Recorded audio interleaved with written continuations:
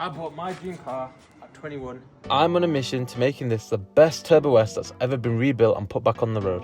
In the last video, we tackled the coolant system and we filled it back up, and we also tackled the shock that was slightly bent.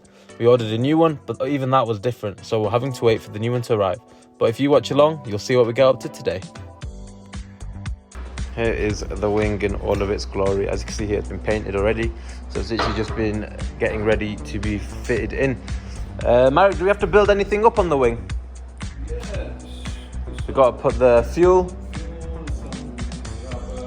few rubber bits there, bit of rubber trim, and that's about it, right? Yeah, so this wing's pretty much nearly ready to be fitted onto the car. So now we're just checking the fitment of the wing against the car, making sure that it perfectly lines up with everything else, and we're just tightening it on now with the support bar, which also attaches from the tub to the wing.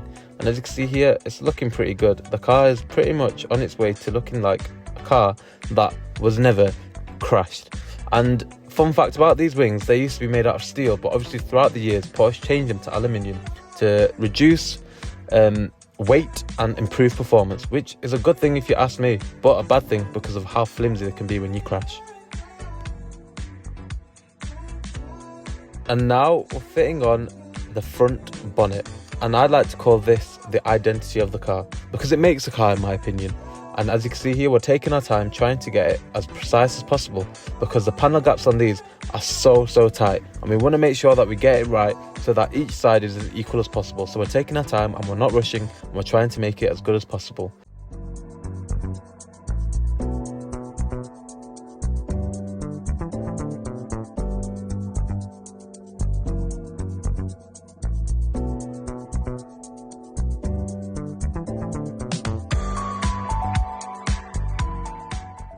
And then we're heading over to fitting the lights. And these lights aren't easy.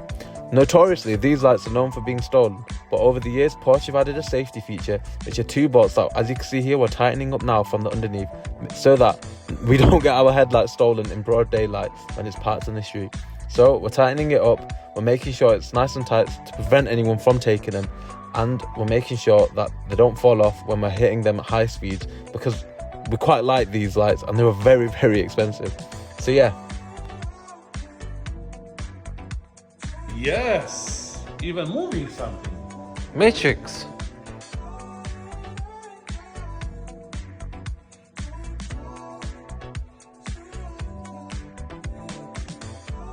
Update on the car, everyone. Well, for YouTube really. As you can see here, the car has a front bonnet on it. It's in green, however that will get painted, so do not worry. But I mean, as far as it goes, it's on its way to looking pretty good, if I do say so myself. The headlight has been fitted alongside the wing, which is in a lovely viola metallic. And yeah, we've put the covers on for both the rad packs. As you can see, everything is plumbed up nicely in terms of the cooling system. Still waiting on the shock. That's getting delivered from Poland, but it should be here on Friday, so that will get fitted all in due time. But yeah, I mean, it is genuinely just breathtaking. We've got the bumper here ready to be fitted next. As you can see, Turbo S, not no basic spec. I just need to take a minute to pause here, guys, because as I just mentioned, this does say Turbo S, and this car is a Turbo S. But we ran into an issue with this airbag, and we found a massive hole in it when we fully compressed it and got it fitted on the car. So later in the video, you're going to see another one fitted with turbo. But don't worry, we've got a way around fixing that. So keep watching to see what we do. And yeah, I mean, it's looking pretty good. This is the airline here. Well, I mean, this is the air compressor. These are the airlines here that we've fed a bit of air into. And in the next clip, I'm going to show you something really cool about that. So yeah, my trusty assistant, can you just turn the lights on for the car, please? Just so I can highlight the matrix setting. Look how cool these headlights are, everyone. Watch this. They auto-focus, auto-adjust and everything. And these are very expensive. I think we paid around £1,200 for them. And these ones came directly from Lithuania. So yeah, I mean, these are the only ones we could find at the time. So no one crash or break your headlights, because it will cost you a fortune just to get a hold of them. So yeah. Oh, fancy this car is, yeah. So we're putting a bit of air into the airlines here. And watch this. This is the spoiler on the underneath, which allows for better aero. And as you can see, when we apply air into it, they open up and it just gives better aero for the car. Look how cool that is. Let me see. So to make this system deployable on the front bumper, we need to make sure that the box that makes this all possible is healthy, because it was affected in the crash. So we're opening it up and we're checking the inside. And thank God there was nothing wrong with it, because when we had a look for these on eBay, they are very expensive. And we don't want to be bothering ourselves with having to spend extra money when we don't need to. So what we did was we got a heat gun and we tried to fix it as best as possible cosmetically to make it look as if it hadn't have been badly damaged in a crash.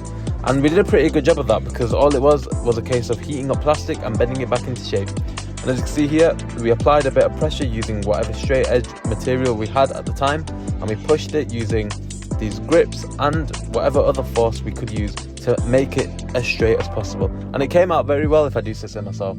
And if I were to look at it, I'd never have been able to tell it was even involved in an accident because of a decent enough job that we did with it. So yeah.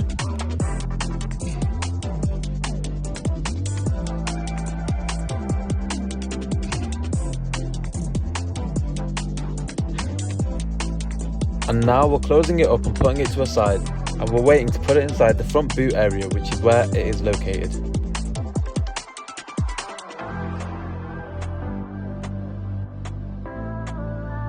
And now it's time to fit on the front bumper, which wasn't as hard as what we thought it would be. I mean, it took a bit of pushing and shoving to get it where we wanted it, but it went in fairly well. We plugged everything in and we tested everything, because we built this up prior to having tested it, which was a bit of a silly thing to have done without checking everything worked properly. But it was a risk we took, and it was a risk we were willing to take at the time. And as you can see here, it fits pretty good and it looks pretty good. It just makes the car stance look that even more aggressive, which is what I guess Porsche were going for when they designed this car in the first place.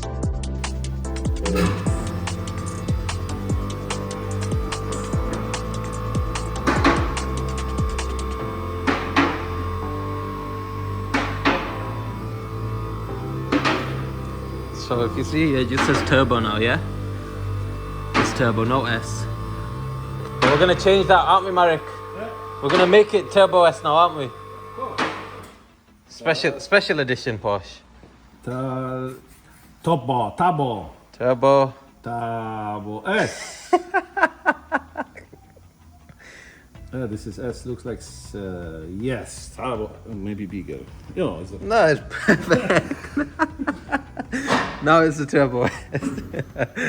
Where are we today?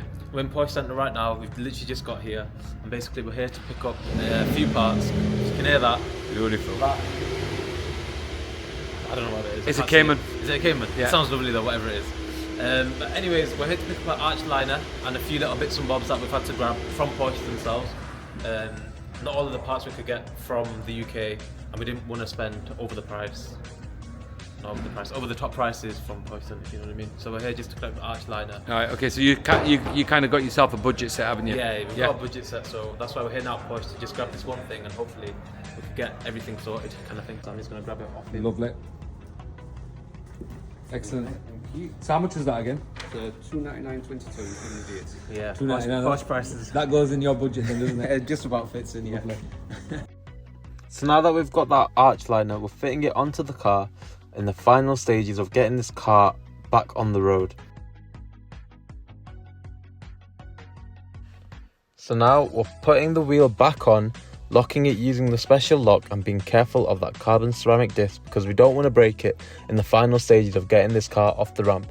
We're tightening it back up, and I mean, I can't believe the journey we've been on to getting this car back on the road. But don't worry, there's a lot to show you guys yet, and there's a lot to tackle. We've got the roof to tackle, and we've got to get the car tracked, which is a whole part in itself. As you can see here, we're taking the car out of the ramp, and it's genuinely a surreal moment to take this car out, to not see this car in the ramp, for a matter of fact.